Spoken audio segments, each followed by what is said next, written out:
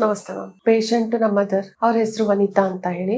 First time ನಮ್ಗೆ May 6ಗೆ breast ಅಲ್ಲಿ cancer ಇದೆ ಅಂತ ಹೇಳಿ ಗೊತ್ತಾಗಿರೋದು. ಅದನ್ನ ಸರ್ಜರಿ ಮಾಡಿಸಿದ್ವಿ ನಾವು. ಟ್ರೀಟ್ಮೆಂಟ್ ಆಗಿ ರೇಡಿಯೇಷನ್ ಲಾಸ್ಟ್ 2 days ಇದ್ದಾಗ ಮತ್ತೆ ಬ್ರೈನಿಗೆಲ್ಲ MRI ಸ್ಕ್ಯಾನ್ ಮಾಡಿಸಿ ಅಂತ ಹೇಳಿದಾಗ ಬ್ರೈನಿಗೆಲ್ಲ ಸ್ಪ್ರೆಡ್ ಆಗಿದೆ ಅಂತ ಹೇಳಿ ಗೊತ್ತಾಯ್ತು. ಚಿಕ್ಕದಾಗ ಒಂದು ಗುಳ್ಳೆ ತರ ಆಗಿತ್ತು.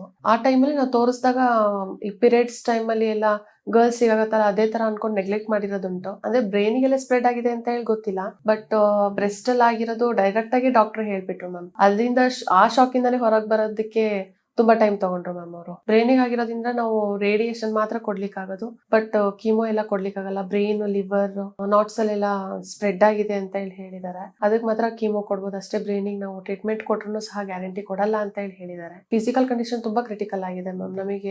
ಅವರಿಗೆ ನಮಗೆ ಟ್ರೀಟ್ ಮಾಡೋದು ಹೇಗೆ ಅಂತ ಹೇಳಿ ಗೊತ್ತಾಗ್ತಾ ಇಲ್ಲ ಮ್ಯಾಮ್. ಆತರ ಸಿಚುವೇಶನ್ ಅಲ್ಲಿ ಇದೀವಿ.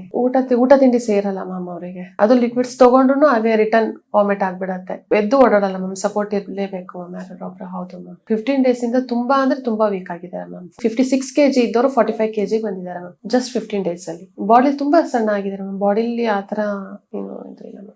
ನಮ್ಗೆ ನಮ್ ಫಾದರ್ ಇನ್ ಲಾ ಬಂದ್ಬಿಟ್ಟು ಯೂಟ್ಯೂಬ್ ಅಲ್ಲಿ ನೋಡ್ಕೊಂಡ್ಬಿಟ್ಟು ಸ್ಪ್ರೆಡ್ ಆಗಿದೆ, ಈಗ ಏನ್ ರೇಡಿಯೇಷನ್ ಮಾಡೋ ಸಿಚುಯೇಷನ್ ಅಲ್ಲೂ ನಾವ್ ಇರ್ಲಿಲ್ಲ. ಯಾಕೆಂದ್ರೆ ಅಷ್ಟು ಕೆಪಾಸಿಟಿ ಅವ್ರಿಗೆ ಇಲ್ಲ ಮ್ಯಾಮ್ ಇವಾಗ ತೊಡ್ಕೊಳ್ಳೋಷ್ಟು ಅನ್ಕೊಂಡು ನಾವು ಥಿಂಕ್ ಮಾಡ್ಬೇಕಾದ್ರೆ ನಮ್ ಫಾದರ್ ಇನ್ ಲಾ ಬಂದ್ಬಿಟ್ಟು ಯೂಟ್ಯೂಬ್ ಅಲ್ಲಿ ನೋಡ್ಕೊಂಡು ಅವರು ಸಜೆಸ್ಟ್ ಮಾಡಿದ್ರು ಮ್ಯಾಮ್, ನೋಡೋಣ ಹೋಗ್ ಬರೋಣ, ಇದೊಂದು ಲಾಸ್ಟ್ ಚಾನ್ಸ್ ಇದೆ, ನೋಡ್ಕೊಂಬರೋಣ, ಹೋಗಿ ಕೇಳ್ಕೊಂಬರೋಣ ಅಂತ ಹೇಳಿ ಯೂಟ್ಯೂಬ್ ಮುಖಾಂತರ ನಾವ್ ಇಲ್ಲಿ ಬಂದಿರೋದು ಮ್ಯಾಮ್. ನೋಡ್ಕೊಂಡು ಕಂಡೀಷನ್ ಕ್ರಿಟಿಕಲ್ ಆಗಿದೆ, ಆದ್ರೂ ಒಂದ್ ಸ್ವಲ್ಪ ಲೈಫ್ ಟರ್ಮ್ ಅನ್ನೋದನ್ನ ಒಂದ್ ಸ್ವಲ್ಪ ಇನ್ಕ್ರೀಸ್ ಮಾಡಬಹುದು ಅಂತ ಹೇಳಿ ಹೇಳಿದ್ದಾರೆ ಮ್ಯಾಮ್.